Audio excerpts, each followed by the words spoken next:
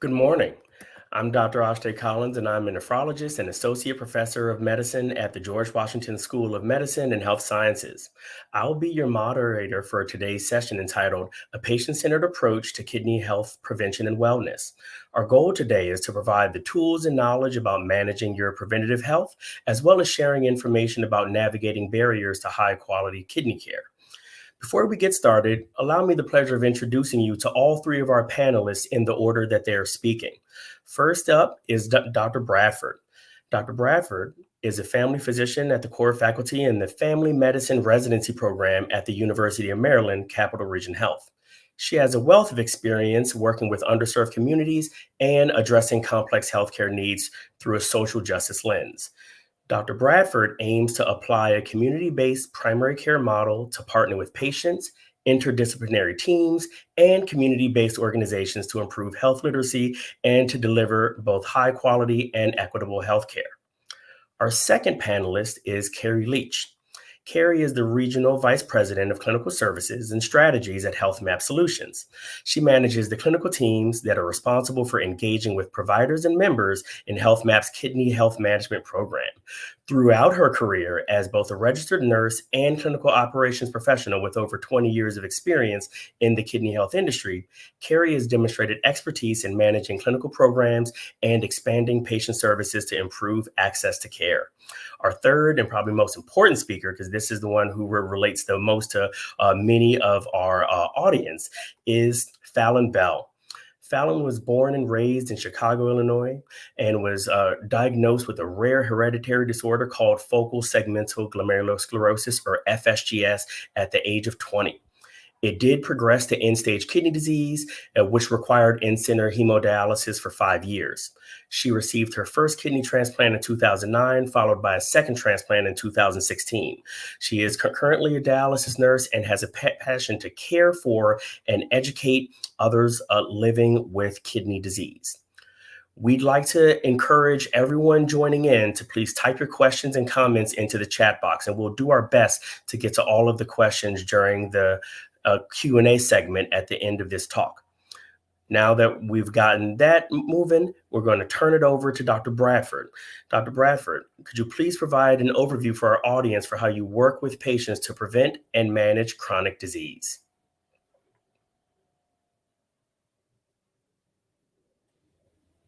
Good morning. It is such a pleasure to be here. Thank you, Dr. Collins, for that introduction. And thank you to the organizers for giving me this opportunity to join you and to talk about such an important subject matter. As a family physician, I am a primary care physician who really focuses on multiple levels of prevention.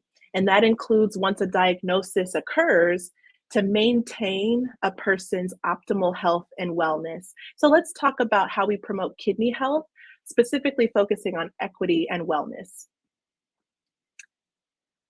So there is a famous African-American author and civil rights activist, Mr. James Baldwin, who just says this so eloquently: we cannot fix what we will not face. And I think that speaks to this chronic kidney disease issue in the United States. So many in this country may be living with CKD, chronic kidney disease, and don't even know it. So latest data from the CDC says that more than 1 in 7, or 37 million people, have chronic kidney disease, and 90% of them aren't aware. And sometimes it's hard to make sense of big numbers. So how many people is 37 million?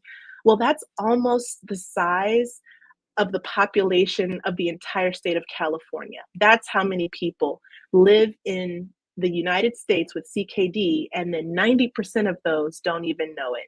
So these forums, this event today, it's so important. And this entire Kidney Action Week is just so important for bringing awareness, because that's really the first step to making a difference. Next slide.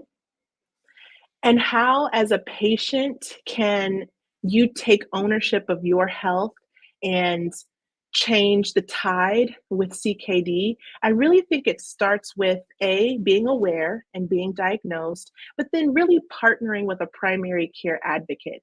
So it sounds very self serving as a primary care physician to say that, but it's absolutely true, and the data speak for itself.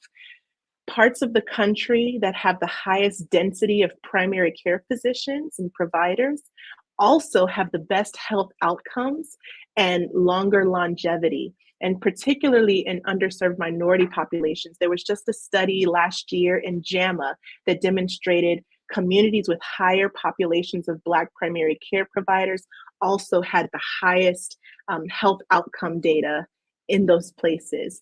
So it's important that you partner with an advocate, someone who's not just writing orders and medications, but someone who is showing compassionate whole person health. They're interested in you as an entire person, your mind, body, spirit, taking care of you in the context of where you live, your family, your religious background, someone who wants to know what you do for work and what barriers there might be to taking care of yourself, and someone who is collaborative in care coordination. So, not just referring you out to specialists, but someone who's willing to go back and forth with specialists to make sure that their recommendations are being followed up on in a very collaborative spirit.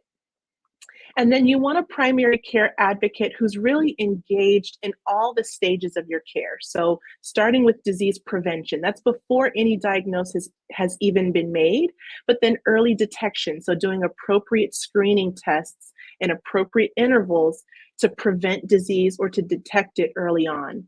And then someone who has identified a disease to then be active in managing it and be focused on reversing it if possible.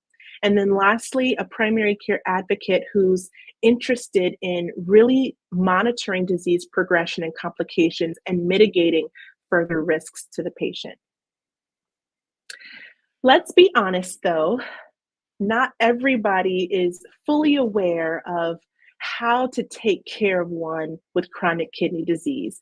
There are different primary care providers with different levels of training and education. And so I want patients to be armed with an understanding of what does comprehensive chronic kidney disease care look like, what's required.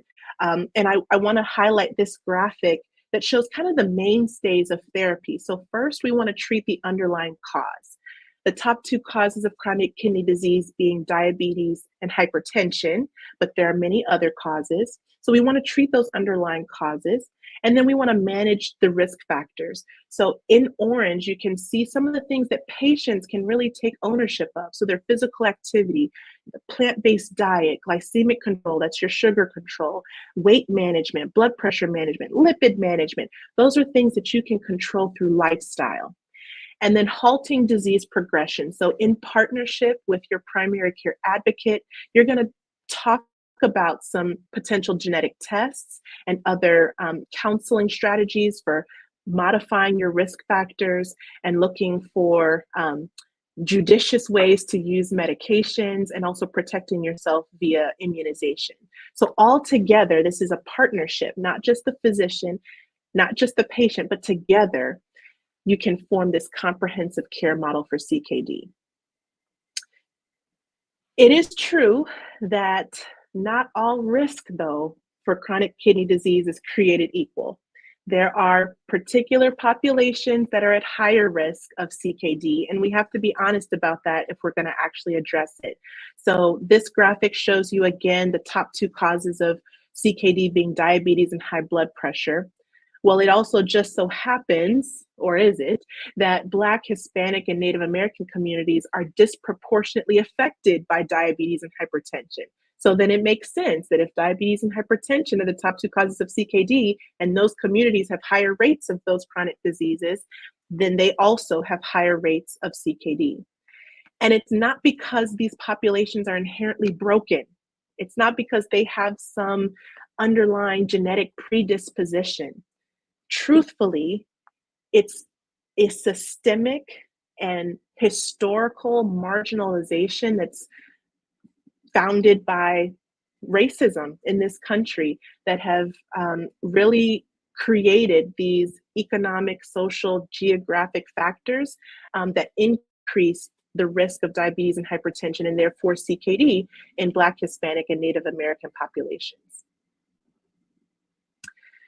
So what are those factors that we really have to be honest about and we really have to address if we're going to get to equity and wellness in chronic kidney disease? I want to draw your attention to a term that you may have heard of and be vaguely familiar with, and that's social determinants of health. These are non-biological factors. It has nothing to do with your genetics or your ethnicity or your culture. They're non-biological factors that impact the risk of disease and health outcomes. And if you consider things like community and social context, so someone who's socially isolated and has no support system, or someone who's been discriminated against with, you know, generational discrimination, that yields higher rates of chronic diseases and therefore higher rates of conditions like chronic kidney disease. If you think about someone's neighborhood and physical environment, if there's no clean water, if it's hard to get to a doctor's office because of the broken transportation system, if the neighborhood's not walkable, they can't get physical activity, if the place is not safe, there's no playgrounds for kids to play, you're going to have higher incidence of chronic diseases. Other factors in this category of social determinants of health, next slide, include economic stability. So obviously you need money, you need insurance, you need income in order to provide for your family, to buy food, and buying healthy food at that in order to take the best care of your body that you can. But if you have no means to do so, for a variety of reasons, that's another social determinant of health. Again, it has nothing to do with your biology or your desire to be healthy. It's a non-biological factor that influences health outcomes. Next slide. And then finally, education level. So part of the reason we do these kinds of events is just to bring awareness and increase literacy. So understanding terms, understanding conditions, understanding how to approach disease and wellness. We have to focus on these things so that our communities know how to take care of themselves. Language barriers, so folks that are non-English speaking or English is not their primary language, imagine how difficult it would be to understand a physician who's trying to explain what's going on in your body and how to take care of yourself. And then the healthcare system. We know that in the US, we spend more on healthcare and we have the poorest outcomes when you compare us to other industrialized nations. And unfortunately, this broken system, it trickles down into poor health outcomes for our citizens. And so we have to take a really systemic approach if we're going to address chronic kidney disease. It's not just one person, it's not just the patient, it's not just the provider, it's a collaborative effort. Next slide. So I'd like to suggest that we all consider a little bit of cultural competency in order to overcome some of the barriers around social determinants of health. So I think it can start with creating partnerships with patient-centered and community-based organizations so that we can increase health literacy and engagement in care. So we want to do more events like this. We want healthcare providers and we want folks that are boots on the ground, that are interested in the well-being of their communities to come together and to offer information and education to patients about how to take care of themselves. And then we have to train providers. We have to train physicians and nurses and physician assistants about social determinants of health. First, that they exist, that they are real, and that they do impact health outcomes. And then we have to establish some more robust screening guidelines for both our biological risk factors and our social risk factors. So in the same way that we draw labs and we do blood tests in order to diagnose conditions, we should also be screening for these social risk factors that impact health outcomes. Because if you try to fix one without addressing the other, you'll end up in the situation that we're in this country where we're not making the progress that we should be making or could be making because we've left out the piece of the social determinants of health. And then interdisciplinary care teams, if you can go back to the other slide. These teams are formed by not just physicians and nurses, but social workers and community health workers, and again, community based organizations. These are interdisciplinary care teams that really collaborate to provide complex care management. I know the limitations of my skill set as a physician. I need the help of pharmacists and social workers and nurses in order to take the best care of my patients. And so, again, having that awareness of the importance of collaboration is so important. And then, of course, from a healthcare system standpoint, increasing access to high quality primary care and specialty care services. We definitely need both. So, a few key takeaways that I'd like to leave you with on a patient level is to really stay engaged and be proactive about your kidney health. Ask the hard questions, partner with a primary care provider and a healthcare team that you trust, someone that's responsive to your needs, someone who's interested in more than just your lab values, and someone who can really explain things and educate you in a way that makes sense to you and makes you feel comfortable. And then you have to take some ownership as well. You have to leverage those healthy lifestyle habits. You have to optimize your risk factors and control the things that are within your purview in order to optimize your kidney health. And then don't just keep it to yourself. We're going to make a difference if we come together and spread the word about the diagnosis of chronic kidney disease, and then how we can take care of ourselves and one another. So talk about it in your spheres of influence, in your family, at the dinner table with, extended family, at gatherings. Talk about these things so that they're less stigmatized, and so that there's greater awareness. And then be part of the systemic changes, advocate for the changes that will really help impact those social determinants of health. Be active with your civic responsibility to vote and to meet with legislators if public policy interests you, but to really be engaged and support efforts that drive systemic changes that can impact those social determinants of health. So I hope that that was helpful. I hope that you see that from a primary care standpoint, we can do a lot, but it is a collaborative, interdisciplinary effort in order to foster equity and wellness in our patients. Thank you so much for that wonderful presentation, Dr. Bradford. For everyone, if you're just joining us, welcome back to our session on a patient-centered approach to kidney health prevention and wellness. As a quick reminder, we're going to be taking questions at the end of our time today, but you can send your questions in right now. Type them into the chat box and we'll do our best to get to your question during the Q&A section at the end of this talk. So I just wanted to, wrap up with Dr. Bradford with one specific question, coming back to this idea about our care teams. So I wanted to know from you, how can a family physician and any referred healthcare professional, particularly a nephrologist, since that's why we're here today, best work together to co-manage a patient with chronic kidney disease? I think it's so important that the primary care physician or primary care provider be more active than just writing referrals. So in my personal practice, I never refer someone out and never follow up on the consult notes and recommendations, because I'm not transferring care, right? I'm not sending my patient to someone and then I'm hands off.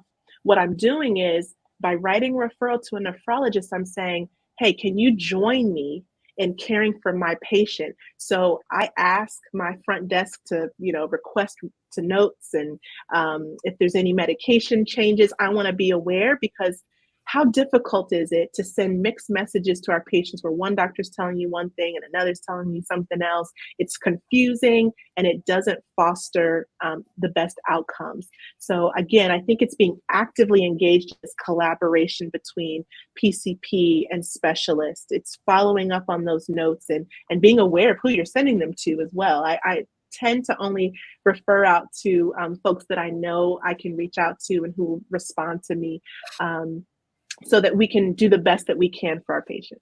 Yeah, I'll echo that sentiment, Dr. Bradford. I cannot underscore the importance of the file and document and lab result and note sharing between Yeah, various healthcare professionals. This system, the electronic health records, are siloed almost by design. And the only way right. that we can provide effective and efficient care is if the primary care physician and the nephrologist or any other specialist are sharing their documents with each other.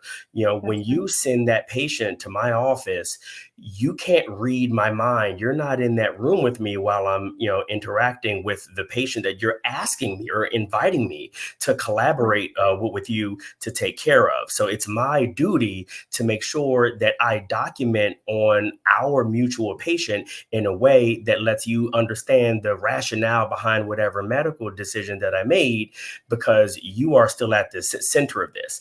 And I'm Right. not the only specialist that that patient is seeing. They may also have three other specialists in addition to Yeah. you, the primary care physician. So I really appreciate you giving that perspective from the primary care side. Thank you so much. So Thank now you. we're going to transition the program over to Carrie Leach, and we're going to build on this conversation that we started with Dr. Bradford as a primary care provider, because working to manage your preventative health is going to involve many different people on that interdisciplinary team. So, with Carrie, we really want to hear from you, your insight and experience from a care navigator perspective, and what your role is in the management of our mutual patients. I have to do a kickoff and just say bravo to all the discussions that just came from Dr. Bradford, because the thing that is just ever arching is the collaborative spirit.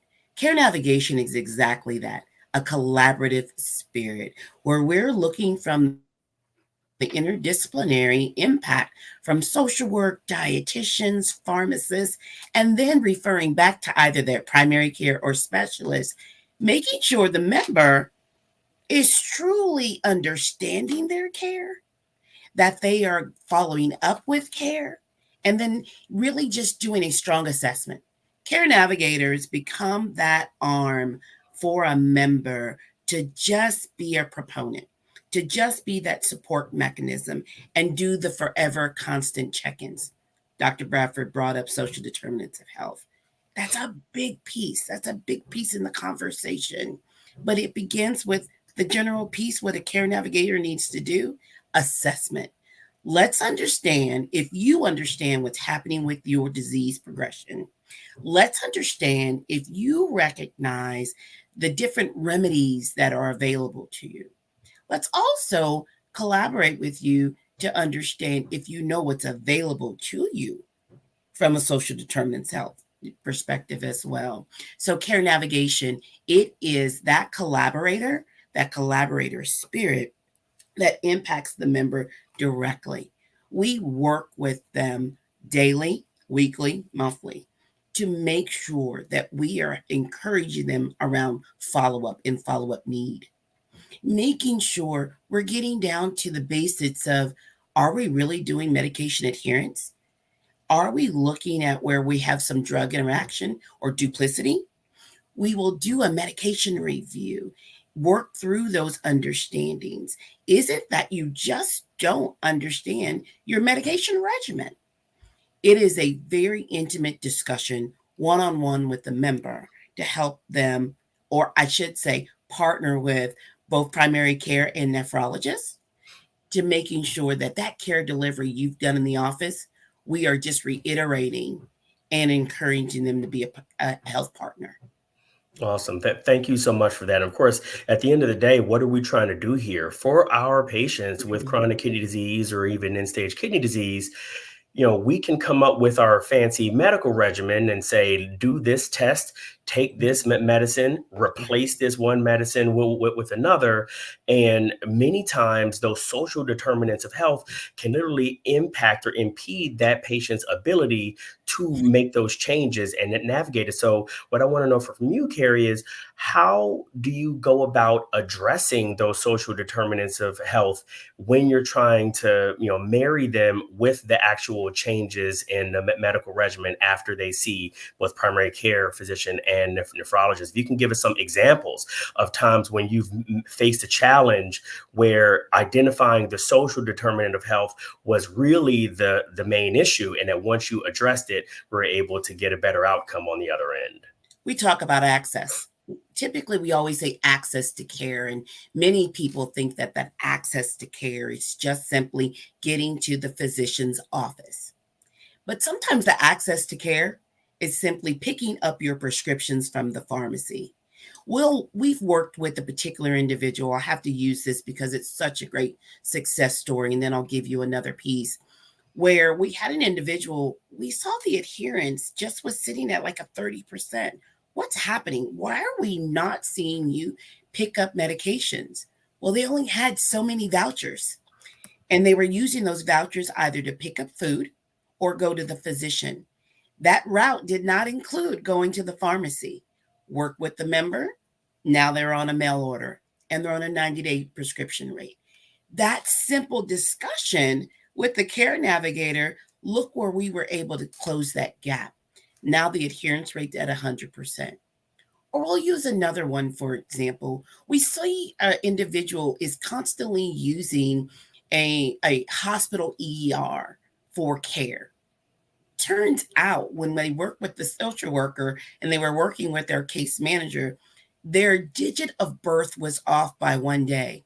Work with the hospital to get that understanding, work with the health plan to get that understanding, because the member didn't even know that they had the access to the health plan and all that was afforded to them. So when we talk about social determinants of health, it's doing that identification. And once we do the identification, we then pinpoint directly to where we can make the impact. Getting someone knowledge around their health plan and what's afforded to them, no longer is that individual using the ED for services. They actually now are going to a primary care. We've got them into a nephrologist, and that also recognize that their family member, the child of this individual, also had health coverage.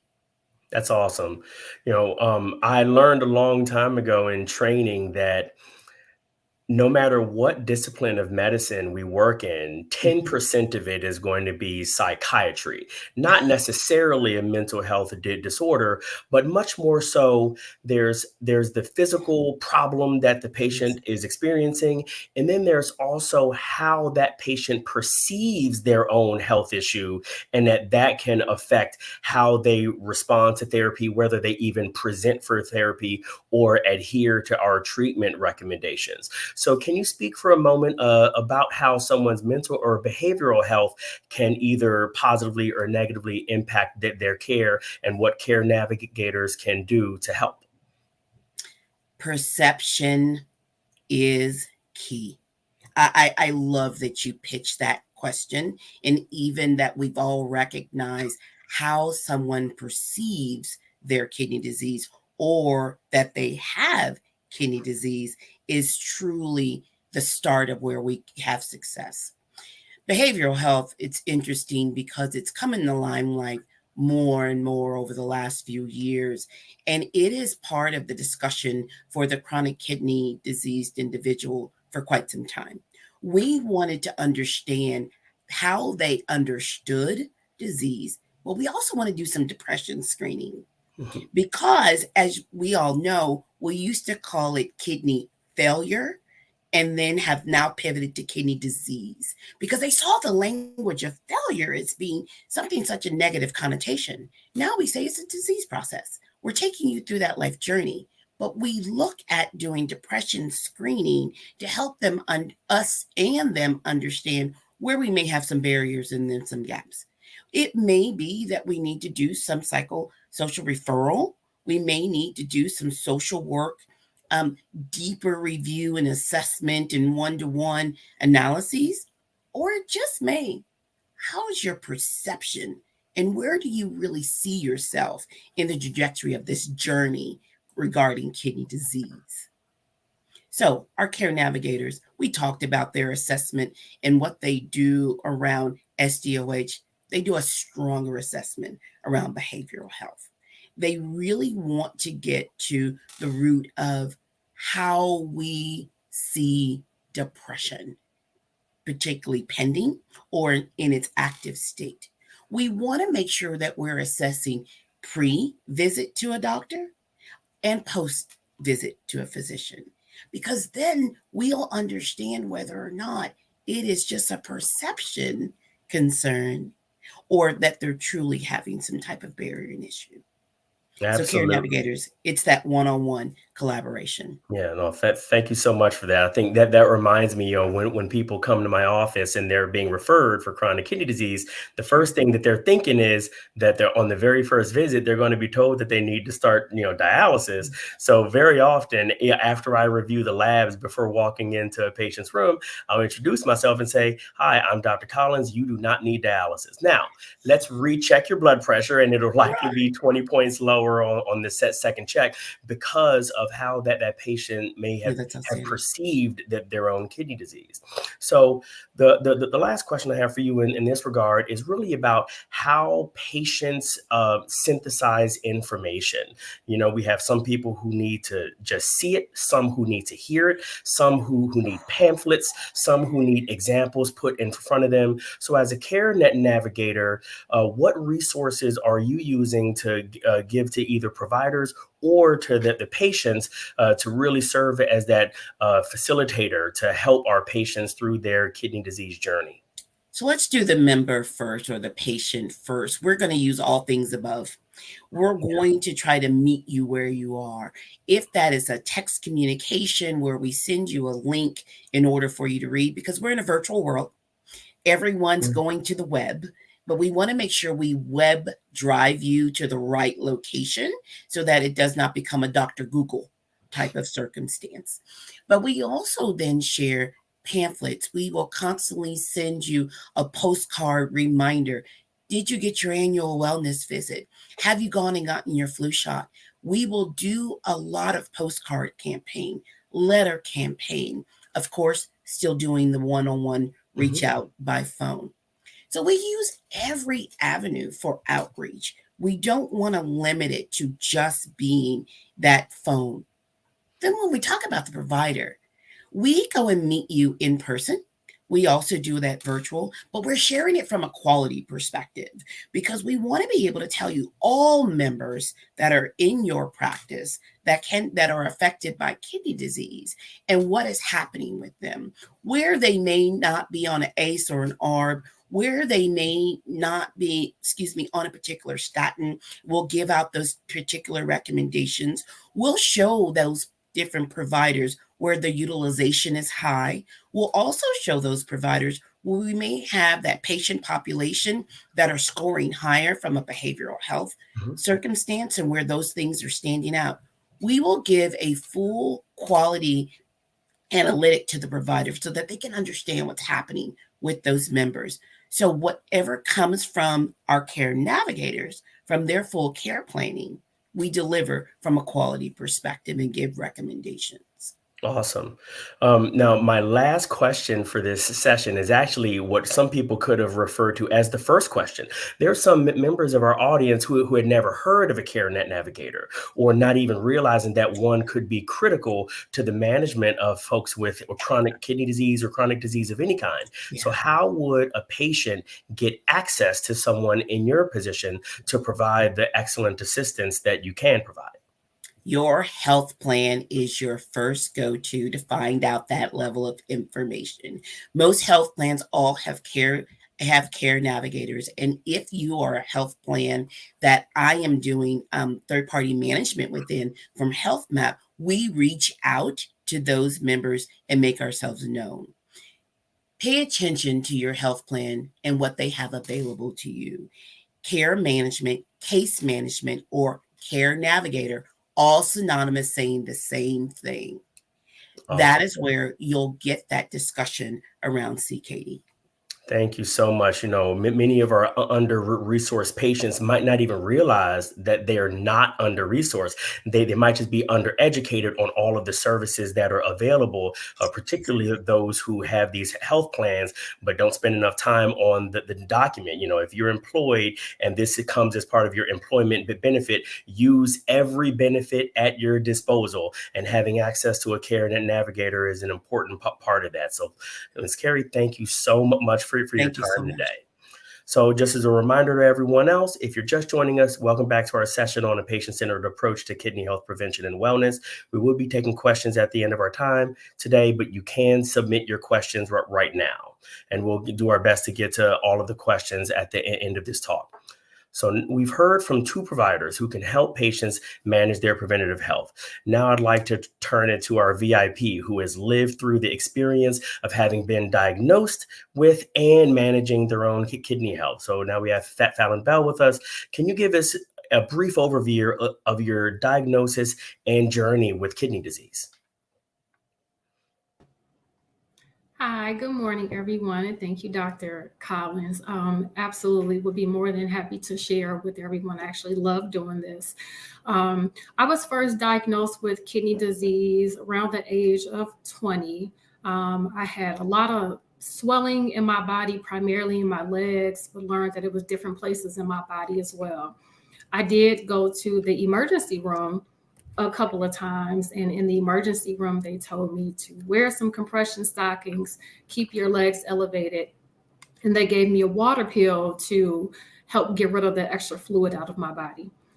Still end up having the swelling and still just not feeling well. I did eventually go to my primary care doctor. My primary care doctor did a urinalysis. That's a urine test, and noticed that I was spilling a lot of protein, which is a sign for potential issues with your kidney. She did refer me to a nephrologist, and I seen the nephrologist briefly, and then at one point I was sick to the point where I did have to get hospitalized. And during my first 3 days or so of being hospitalized, they removed like 20 something pounds of fluid off of me. It was a lot. And I also had a kidney biopsy done at the time as well. And that's when I was diagnosed with a rare kidney disease called focal segmental glomerulosclerosis, abbreviated FSGS, and found out that that was genetic. Shortly after that, the nephrologist did start me on medication. And with my kidney disease that I was diagnosed with, unfortunately, it's not it couldn't be reversed. There was nothing that I can do to stop my eventual progression to being an end-stage renal disease. So she put me on different medications. I took them not exactly how I should. And so she did tell me, as I mentioned, you would eventually be on progressive ESRD. I stopped taking the medication. I did tell my nephrologist, I'm like, I actually feel better not taking this medication. And she's like, Fallon, you need to take your medication. You're going to wake up one day, you're not going to feel good. And that it will be that time where you have to start dialysis.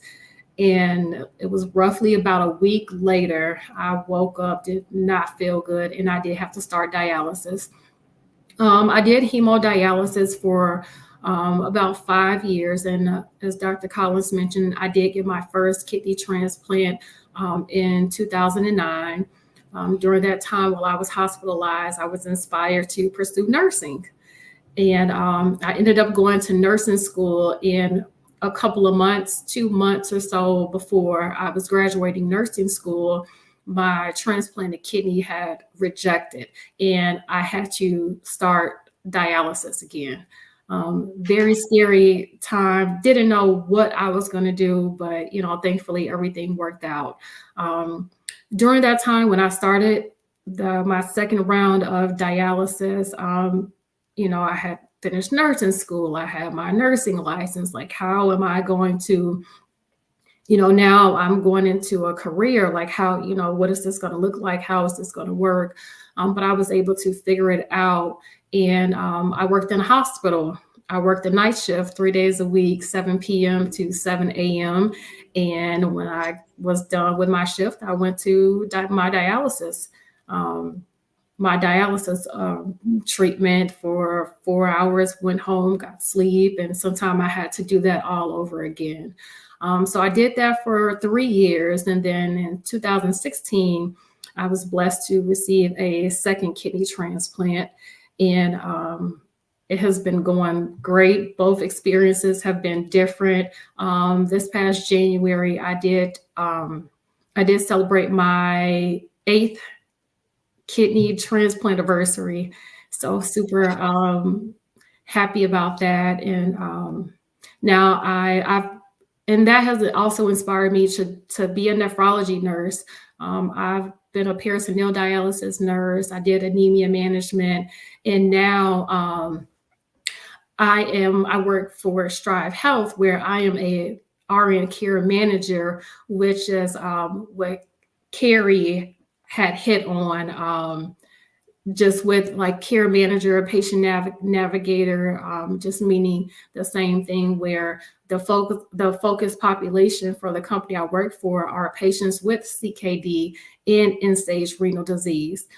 And many things that Dr. Bradford and Terry just hit on. I just really love to hear that they were speaking on that, and I'm able to connect with patients and identify gaps. We talk about those social determinants of health. We talk about, that first call that we do an assessment, because we have to see like what resources are needed, what education is needed, just help to fill in those missing gaps and encourage them to become advocates for themselves and as healthy as possible.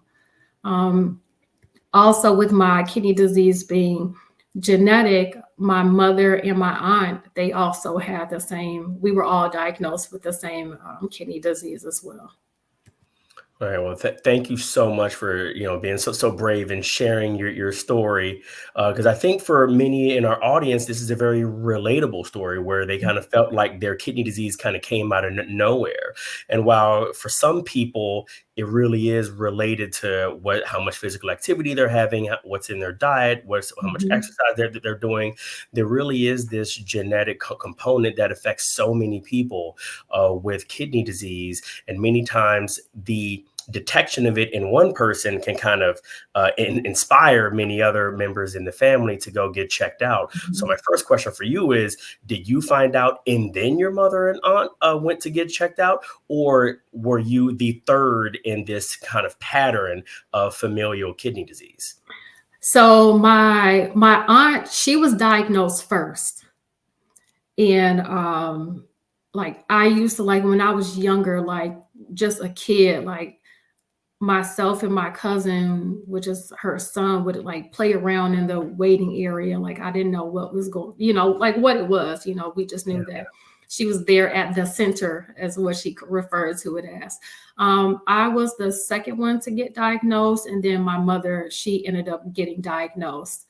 And just, it was like eye-opening, like, wow, like what's going on here? So we were able to just see that we all had the same diagnosis, and that actually encouraged a lot of discussions, some great discussions with family to educate them about our diagnosis and just about kidney disease in general. So that inspired them to start having conversations with their healthcare providers, like, hey, we have some family members that have kidney disease, and I want to be tested. Am I at risk? What are some things I should look out for? So that was great, just to be able to have those conversations with family. We were all open about it as well. Awesome. Another thing that we often notice is that when someone has kidney disease, it doesn't just affect that individual in that household, that it tends to, touch everyone in the household. So, how has this affected other people that you may live with or have relationships with, particularly regarding mental health, regarding meals? Because sometimes the person with kidney disease has to be on a slightly different diet than everyone else in the home, and all of these things can work on and wear down your overall well-being. So if you could share that experience, that would be appreciated. Yeah, the mental health part, I'm so happy that the mental health piece of kidney disease is being talked about and discussed. I just know when I was first diagnosed, I went through many different emotions. It was like an emotional roller coaster. Here I am, young and young and healthy, so I thought, and then out of nowhere, I'm diagnosed with this kidney disease.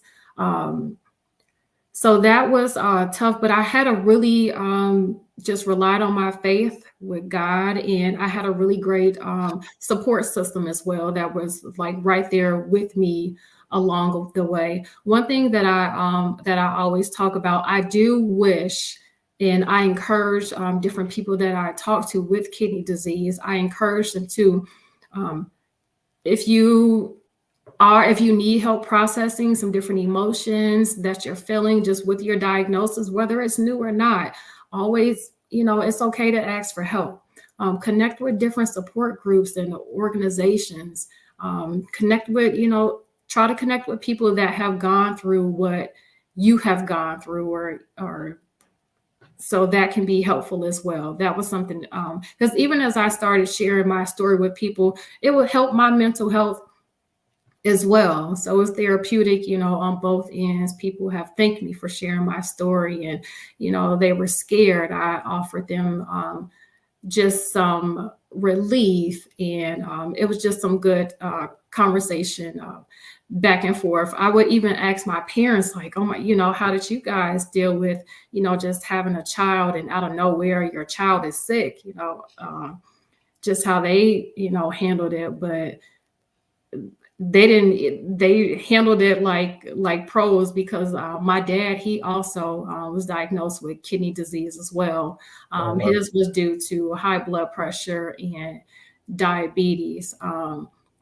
So it's like I was the first one between my parents to get diagnosed. So I was able to help them with any just mental health, related concerns and emotions that they might have been going through, and just offering support as well. Yeah, it's so vitally important what you mentioned about how speaking about it can Mhm. actually be therapeutic for you. Mhm. Very often when patients are coming into my office for the first time, I'll ask this simple question: whenever you get really good news or really bad news, who's the first person that you talk to about it? And that's really asking multiple questions, finding out what their relationship status is with the people who I would otherwise think should be close to them. How often do they interact with each other? And simply, does that person have a support group? And different people view support in different ways, as you mentioned, Fallon. Some people turning to their family, some with whomever their romantic partner is, others literally go to their friends, or even, these online support groups, through social media and other avenues. So my question, my Mhm. last question for you is, how or what advice would you give to someone who is, just experiencing this new diagnosis, say of FSGS or some other version of advanced chronic kidney disease, to help them build resilience and confidence so that they can protect some sense of normalcy? Because for many people, getting that diagnosis of chronic kidney disease can be devastating. Yeah, I would definitely, if people are into religion, lean into your faith. That would be my number one. And give yourself time and a grace. It's a process. It doesn't happen overnight. Acknowledge your emotions and how you are feeling. If you feel comfortable talking to someone, whether it's family or non-family members, talk to those people or seek support groups. And it's okay to ask for help. Again, it doesn't happen overnight, but over time, also, I'm a huge advocate for patients to advocate for themselves. Knowledge is power. That's something that has helped me to just gain resilience and confidence in managing my care. I ask questions if I don't understand something. And even to this day, like I've been dealing with this for 20 years, I don't know it all. I'm always learning something, even from my patients that I speak to. I'm constantly, we learn from each other, and that can help to build your resilience and your confidence as well. And everybody is different. So, you have people from the outside saying, oh, you have kidney disease. You can't do this. You can't eat that. But I always tell them, everyone is different. You do your own research, but if you have questions, you talk to your providers. Look at your lab values. That's going to help. Those are just some things that's going to help determine like just whatever changes that you need to make for yourself. So once you know those changes, then you're going to end up developing a new norm for yourself, and just have to incorporate that into your life. Is doable. Awesome. Thank you so much for your perspective, for sharing your story. I'll echo that one sentiment that you mentioned, that really it is a sign of strength and intelligence, to be able to ask for help, to know that you don't have to go at this alone. So thank you so much for sharing your perspective. So now we'll turn to our question and answer session. We'll start first with a question for Dr. Bradford, trying to figure out, what does a referral depend on from a PCP? What information are you using to say you need a specialist and this is the right specialist to send them to? So I'll start, because I believe the context of this question was a patient feeling unheard or dismissed by their PCP, and they're trying to figure out, well, what does the PCP need to get me to the specialist? And on behalf of PCPs and the healthcare system, I just want to apologize that you felt that way. Healthcare is a service industry. We are here to serve you. And back in the day, it used to be a patriarchy where doctors just told you what to do and what not to do, and you just took it as, the gospel. But we've learned and we've unlearned a lot of things. And what you should be looking for today is an advocate, as I mentioned, someone who's sitting down and listening to you. So when I refer to a nephrologist, I'm either asking them to help me make a diagnosis, or I'm asking them to help me manage a diagnosis that I've already made. And I use lab values. I love that Fallon mentioned, you should be looking at your lab values and feel empowered to ask questions. What does this mean? When do I know that there would be an issue? What values would put me at greater risk of developing something in the future? Be armed with that information. And then write down your questions, write down your concerns, because when you get into the heat of the moment, sometimes everything you had prepared to say just leaves you. But tell them about your family history. Tell them about, my diet, my lifestyle is not the best. Tell them that, maybe in the past with a prior doctor, there was a concern for a particular diagnosis. And if you're not being received with someone who wants to make a shared decision with you, someone who wants to hear you out and get you to the person that you need to see, then it's time to shop for someone else, a better advocate. But to answer the question specifically, we use the information that we have: symptoms, labs, history, and patient report in order to decide whether or not we need to make a new diagnosis or refer out for managing a new diagnosis. Awesome. Thank you so much. I always remind any patient who's coming into my office, think if you've flown on an airplane, right before you land, they'll often thank you for your business and say that you have a choice when you fly. Just because you've been seeing a primary care physician for 13 years doesn't mean that things can't change, and you have the power to make that change. Well, now move to Ms. Carey. And, Dr. Bradford mentioned that 73% of chronic kidney disease is attributed contributed to diabetes and Mm. hypertension, but many people don't recognize their connection to kidney disease. So from a care navigator perspective, how can we discuss or inform our patients in simpler terms what these conditions are and how they can contribute to chronic kidney disease? Yeah, giving out that education from care navigation is vital.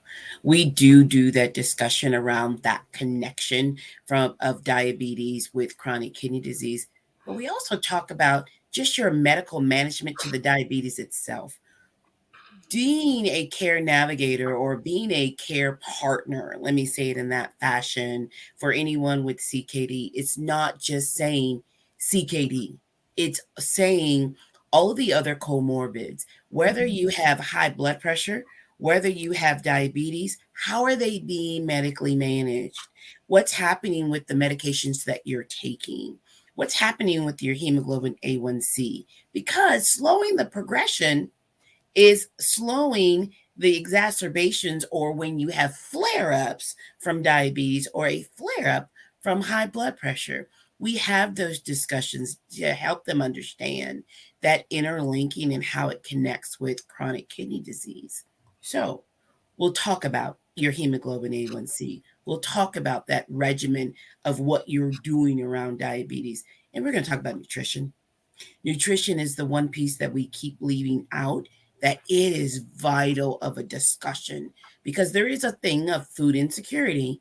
But with that diabetic, we want to understand what's your access. How do we fix that insecurity? What can we do differently? And then what kind of nutrition plan can we come up with? That's the interdisciplinary discussion that case management will have, not only from social work, but from a dietitian. That dietitian sits on that care team with the case management or a care navigator partner to be able to distribute that information out to any of those who are suffering from a comorbidity, whether it's diabetes or whether it's high blood pressure. We're supporting them through that journey. Awesome. Thank you so much for that. I certainly will remind my patients that they are what they eat. So our last question will be for Fallon. Being on the healthcare provider side now, as a navigator and educating patients, now that you're seeing it on both sides, how should one approach a patient with both expertise and empathy? Because if you bring too much of one and not the other, you might not be doing your best service for that patient. Yeah, you definitely have to have balance. And one thing that I do is I talk and connect with my patients. I listen to them. Just listen to their struggles, their barriers, just the things that they're saying regarding certain things. And if appropriate, I share, depending on what they're talking about. I will share if I have experienced just something that they are mentioning, and just being just sharing that like little part with them, like, is the conversation is different. Like they are more vulnerable. They are just maybe even a little bit more honest, and like just like really can just give you the real. So it's like a reminder, like for myself when I'm talking to them. Like, yeah, I understand, I experience those things as well, and put myself in those shoes and meet them where they are. And I tell them, I encourage you, to check your blood pressure every day, but I understand you don't check it at all. But if it's okay with you, I'll just send you a blood pressure.